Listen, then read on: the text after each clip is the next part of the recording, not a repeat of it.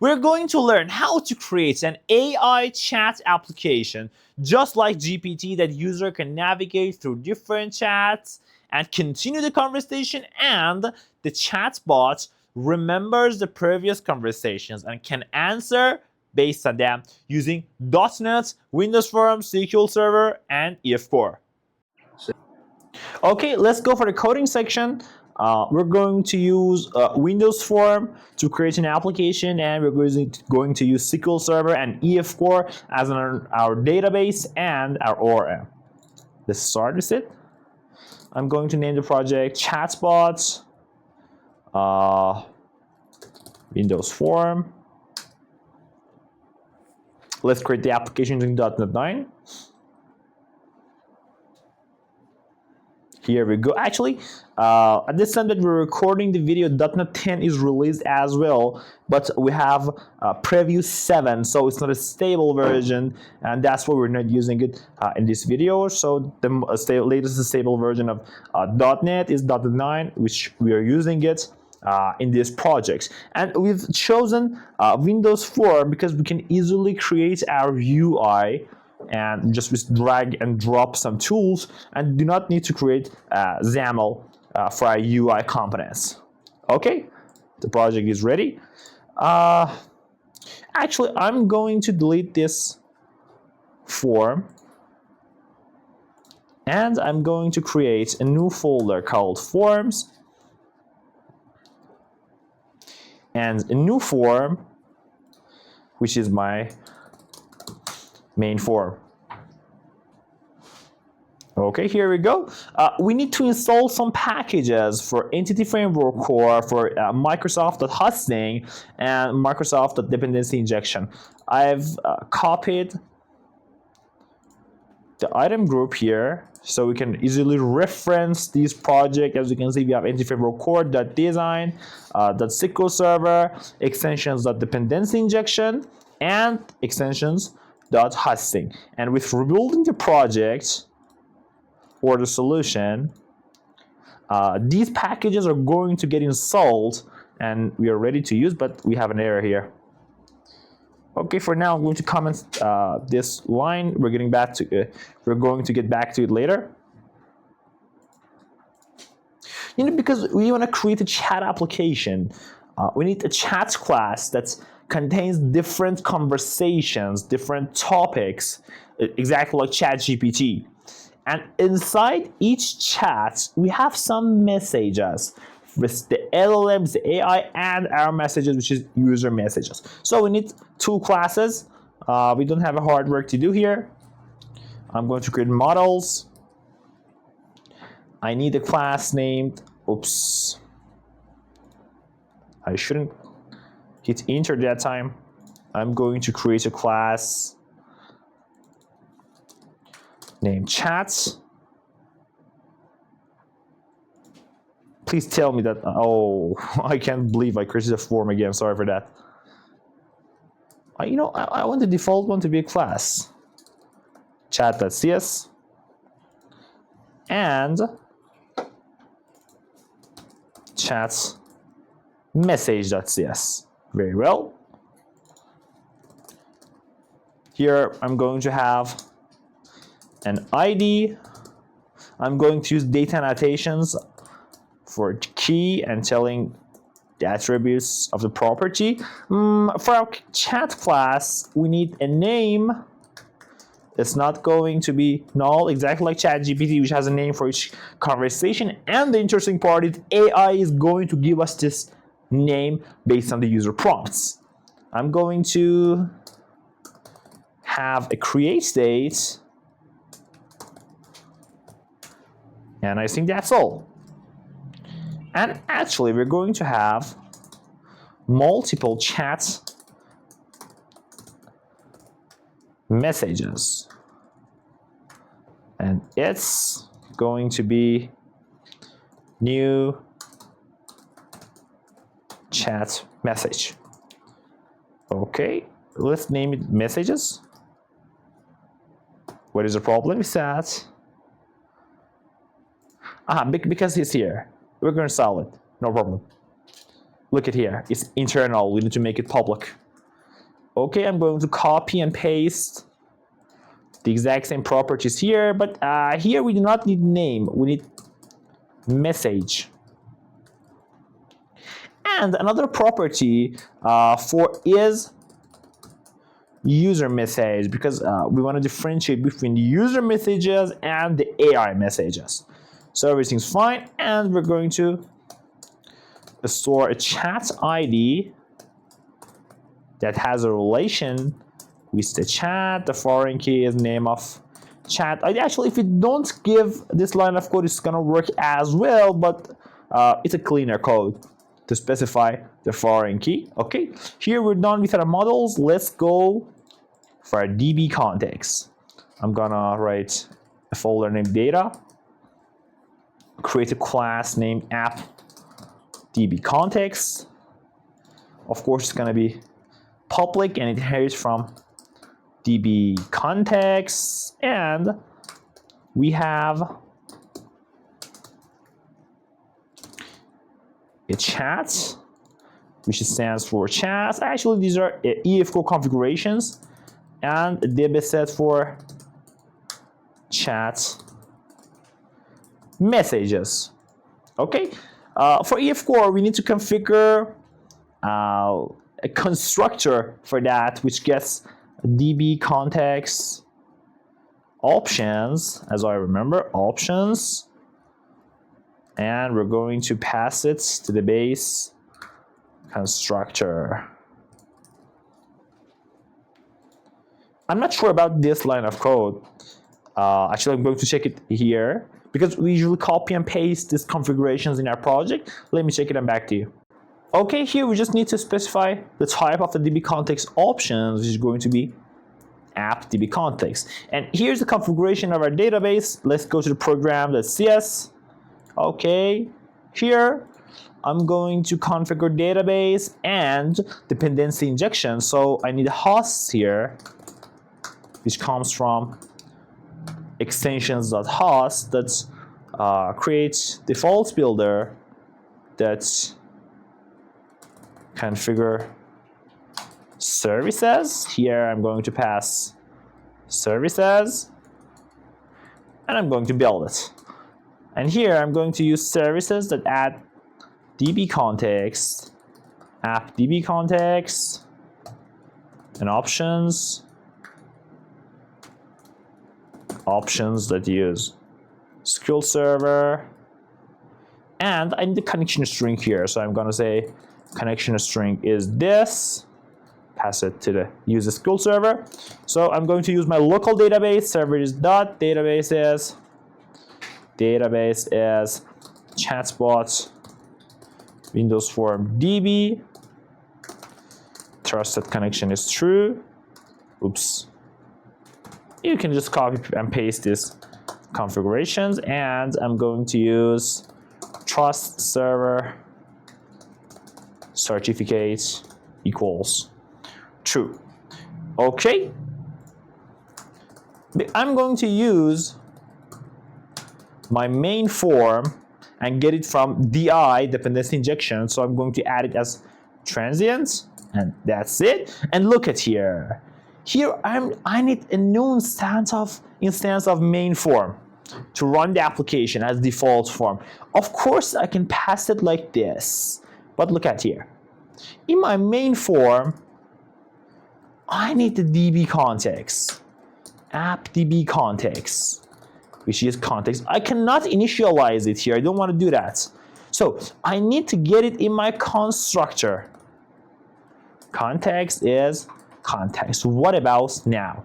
How can I use main form right now? You see, I'm getting an error. It just passed me the parameter. So I cannot create a new instance of this like this. What I'm going to do is I say main form is host.services that gets required service. It is main form, and that's all. Easy. So I'm going to pass main form here. Remember, if you're going to add any interfaces, classes, or forms that you need the DI to handle the new instance creation of them and passing them, you need to use this code. Services at transients, scope, or singleton, .NET things. We're not going to get through that. We just want to create a real application using Windows format .NET. Okay, very good. Let's get the rest of that. In my forms, main form. Come on. Very good. Okay. I need a data grid view for showing the chats. I want to show lists of chats here. Okay. So I'm gonna map it to my chat class. Come on. Chats. Oh, it's not finding it. Why? Let's rebuild the project. Come on, I want you to find it.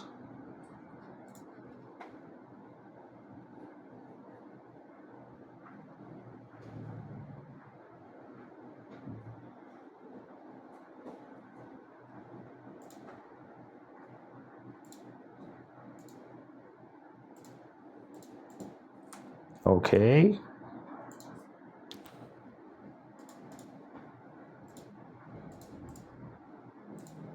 Add new object data.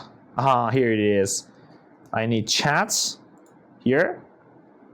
And you can see that right now it's going to add the cells, the columns here for me. But I do not need the messages. I do not need enable adding, deleting, and these things. Let's remove this one. Very good. I like it. And let's change the name to have a more clear code. No, not here. Is the naming here? Yes. Chats data grid view. We're going to load the chats here. I need a function to load chats data grid view. Chats data grid view. That's data source is await context dot chats dot list async chats data grid view dot refresh. Okay, here I'm going to add this, and I want to make sure the database is created. So I say await context that's database that ensure created async. It creates a database for me, and we're sure right now that we have our database and we're not going to get an error. Of course, we can add migration as well instead of this. But even if you're adding a migration, please put this code here. It's for much better, at least for the developments. Okay, everything's fine. We're loading the data here. I need the add button. Oops, I have an error. Did I? Oh, main form load must always be async void. We cannot make it task. That's why we're getting the error. Come on.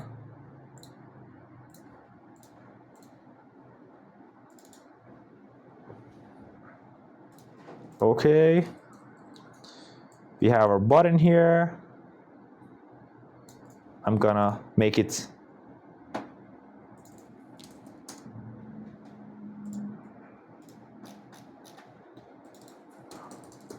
add button.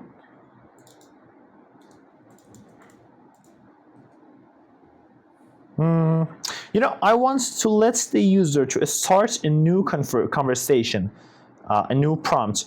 Actually, we can give it an input here, a text box here, so we can start a conversation much easier. Yeah, I like it. Let's change the name. Prompt inputs.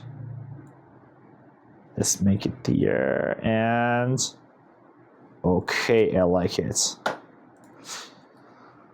Here I'm going to read the prompt. The prompt is prompt input.text if prompt is empty, message box.show. Please insert the prompt. It's error. Message box buttons.ok and message box icon. Come on. Message box icon. That's. It should autocomplete it for me. I don't understand why. Error. Okay. So we sure that we have the prompt, and now we're going to create our chats. It's a new chat. The create date is datetime.now. We don't know about the ID because EF-Core is going to handle it, and we need the name here. So I need a prompt that says get name prompt. I said this as the user's prompt. Choose a name for this conversation. So we need a method to send the request to our LLM. It can be an API, it can be Azure, it can be a local LLM or anything else. In this video, I'm going to use ChatGPT API. So I'm going to create a new folder that says extensions, extension methods. Okay, public static class.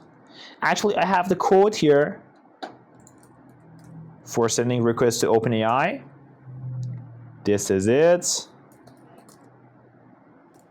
You can see that I'm injecting the API key manually. I'm using it manually in a variable. We never use this approach in real projects. Use .env file or Azure environments.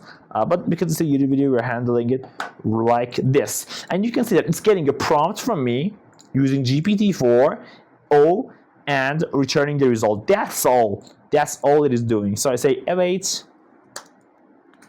Let's make this extension method. Get name prompts. Dots call. What was the name? Send message. Call LLM. Call LLM. I think we need a using here. Okay. I'm going to add my chats. Context, chats, that's add async. Chats. I'm going to save it. Save change async. And actually, now I'm going to add the user chat message and the system response to the chat messages database. So, look, watch here. I have a chat message, user message, which is a new chat message. The chat ID comes from chats.id. Is user message is true. Create date is datetime.now. And the message is user prompt. Okay? And I'm going to add, say context chat messages that add async user message. Everything's fine. And right now, I need another message, which is system message. Everything is same, but here I'm gonna say await prompts. That's call LLM. It's going to answer me. The LLM is going to answer the user's question, and I'm going to save it in my database. I say add system message as well, and we call save changes async. It's going to save both of them because it has a change tracker. EF-Core has a change tracker. It can save both chat messages, user message and system message. But here we have saved chat first because we needed the ID of the chat in these two prompts. If we comment this code, this line of code, this line of code and this line of code are not going to work. That's why I'm saving it like this. Okay, everything's fine. we have saved both user message and system message. So we need another form which the user can have the conversation with the LLM. The LLM can remember the history, and user can have infinite chats there. If you want, you can add some limitations as well, but we're not going to handle it right now. It's an easy work, of course. So I need another form. I say, yeah, thanks for that. Chat history form .cs. Remember to inject it in the program .cs. Chat history form. Okay.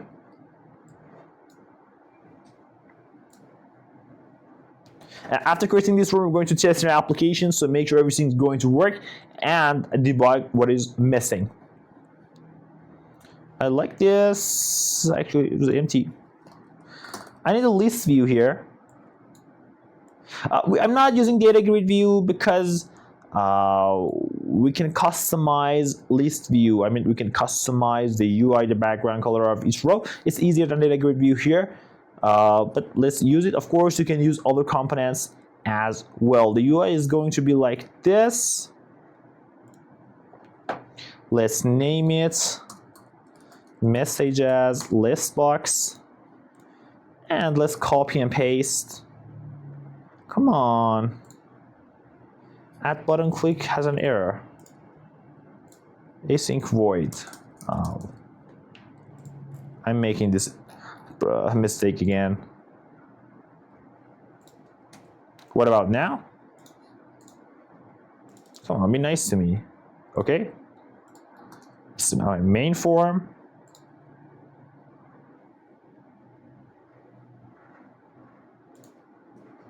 I'm going to paste them here.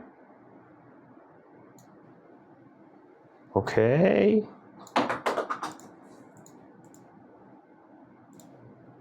And make this a little bit smaller. So we're going to load the messages here, and user can add new message as well. So again, let's get started with this. It's very important here. I need my DB context, read-only app DB context, which is my content, and I need chat ID here. I want to know which chat messages should I load. So I say chat ID, app DB context,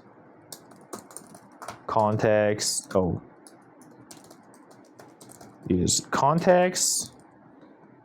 Very good. I need a method for load chat messages. The name was messages list box. Yes, the data source, no data source, items. No, items is read only actually. It doesn't have a set. Source, data. I don't remember how to pass data to this one. Items. No, just check it.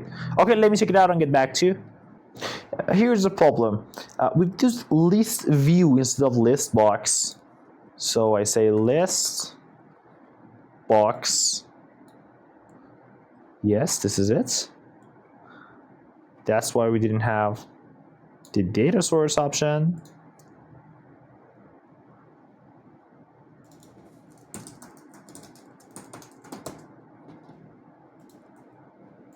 This messages list box, and here we say messages list box, the data source as context, the chat messages, that's where chat ID equals our chat ID, that's list async, and we're going to refresh it. So I call it here. I make sure that turn back this to void because we're going to get and error. Everything's fine for loading the base data, and we're going to implement the add functionality here. Just same as main form. I copy and paste, getting the prompts. Okay, and I say we have a new chat message exactly like this. Actually, these are the same. So we can make a service or a method for them and just call them. It's duplicate code. We can refactor them at the end of the video. User message. These are going to be chat ID. And of course, it's going to be async. You have a duplicate of this. Okay. And I'm going to make the prompt input dot text string.empty, and because when we're calling the LLM, let's show a loading or something for that. Make it simple. I say, come on, loading. Okay. We have the user message, the system message, and here I'm going to say await load chat messages. The only thing that we need to do right now is to redirect the user to the chat history form when we have added the form, when we have added a chat. So here I need the chat history form. I say chat history form is await. How should we get it? Like this. Private, read only. App service builder, just something like that. Application service, I forgot that. Service provider, yes, iService provider, which is service provider. And I say iService provider, just injecting them. I remember that in the past we had ReSharper, which was really useful to us, but right now I think no one's using that.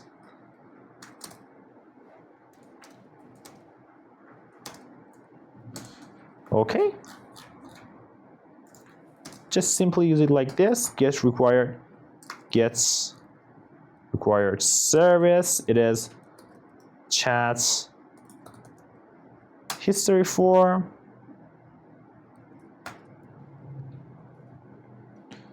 This is it. Oh, it's not async. But is it gonna work? I don't think so. It's not gonna work. Why? I know that the service provider is trying to pass the chat history form to us, and we have initialized it in our program.cs. But guys, remember, here we need an ID here. The dependency injection of Microsoft.NET cannot fill this because we're going to pass it manually. So we need to use another approach. I say utility activator utilities that's creates instance. What kind of instance? Chat history form. And it says pass me the service provider, okay, and the parameters here. I'm going to add the parameters one by one. We have only one parameter, which is chats. That's ID. And I'm going to show it. That's show. Let's get it to the front as well. Front, bring to front. Okay, it's got interesting. Let's test our application.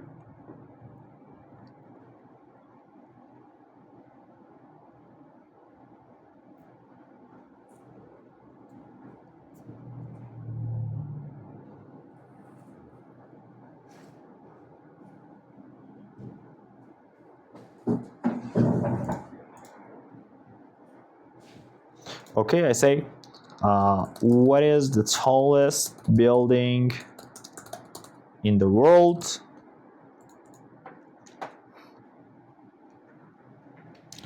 Let's wait. Actually, we could add a preloader here as well, or loader. So we have a bot. You see, it has two chat messages, but it is showing an object, the properties, which it's better to say the display property is not mapped here. Okay, we have an easy work to do. Let's go here using the GUI. Of course, we can handle it using code as well in the code behind section, but using GUI is much easier. Which one you prefer? Yes, the data source is chat messages, and the display member is message. The value is ID. We do not need the value actually, but I'm just passing it to it. Let's test it again.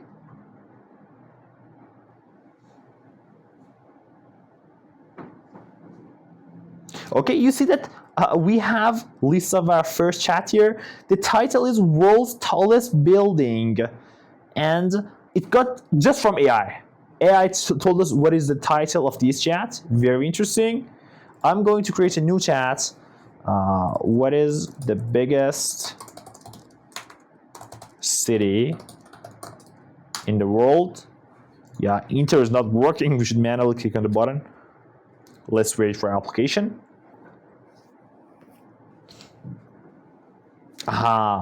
It says, what is the biggest city in the world? It's user's question. The answer is the biggest city in the world can be blah, blah, blah, blah. Search by land. Let's make it bigger. Come on. Oh, it doesn't let me to make it bigger. Can I copy the text? Come on. Probably the UI and the UX are not good for this application, but I like the functionality of the backend. I say make it shorter. Does it understand to make it shorter? Does it know the history? It says loading. I like the loading part. Of course, but it says please provide the text you like shortened. It doesn't have memory. It doesn't remember what to do, what we talked about. So it's not useful. How can we add the memory? This is the main part of the video. We have an easy work to do. The simplest way to add memory to our chat application, to our LLM, is this method. So I'm going to load all of the messages. Okay? So where messages are await context, that messages that were chat ID equals chat ID that's list async. I have a string builder which says system prompt SB, which is new string builder. I'm going to loop on the messages and add system prompt SB append line. Oops again.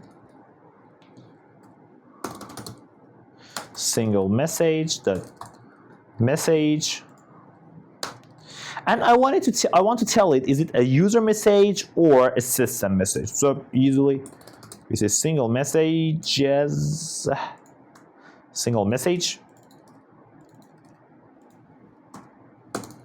is user message, user, else is you.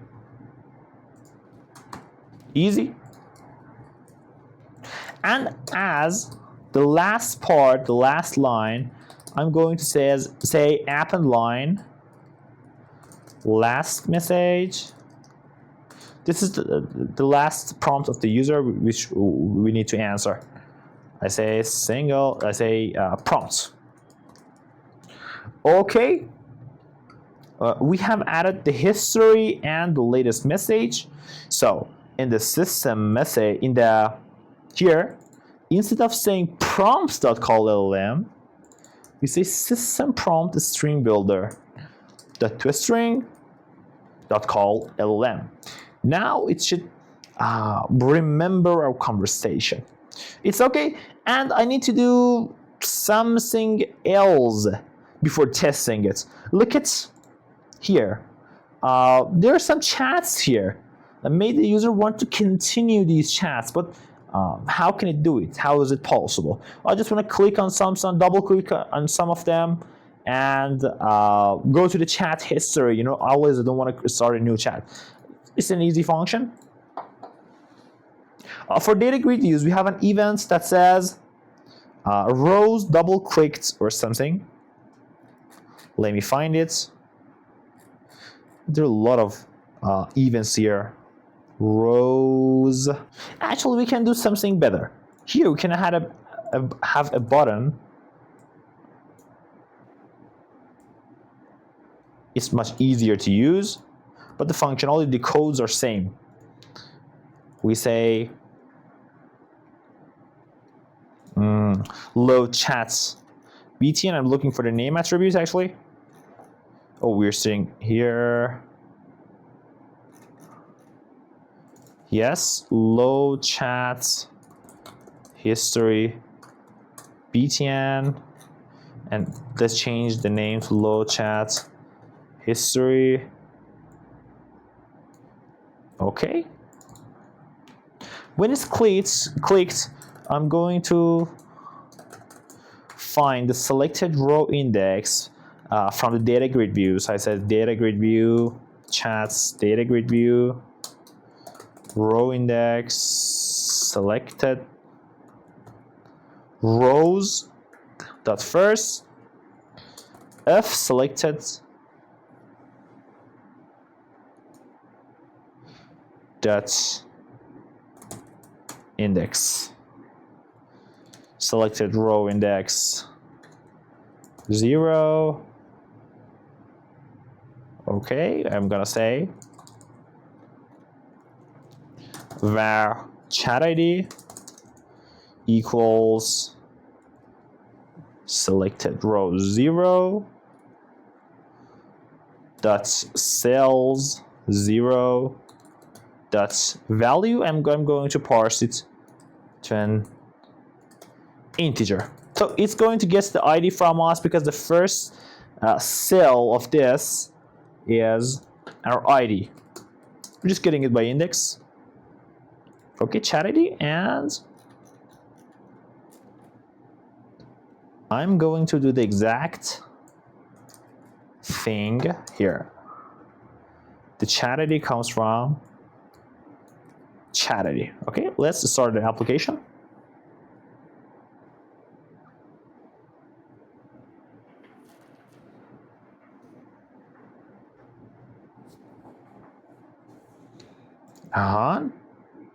Let's see the names here. World's largest city. I want to continue this, so I select this, say load chat history. Now I say make it shorter. Okay, let's see, is it gonna work or not? It's loading the results.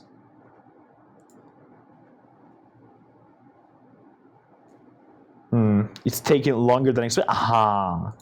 Here's the shorter version. The biggest city in the world can be viewed by population or land area. I said just tell me the name. The biggest city by population is Tokyo in Japan. That's all. It's remembering our chat history. Fantastic. Very easy. We just did it, and we have our own chat application, AI chat application, which is working and remembering the history. Also, we can refactor the code as well. For example, here we have this code which is duplicated here and in our chat history form. We have the duplicated code, system message, user message. We can add a service for our chat service and chat service and just use them there and pass the DB context using dependency injection. It's gonna do the same thing but more cleaner code, no duplicate codes, and much more professional.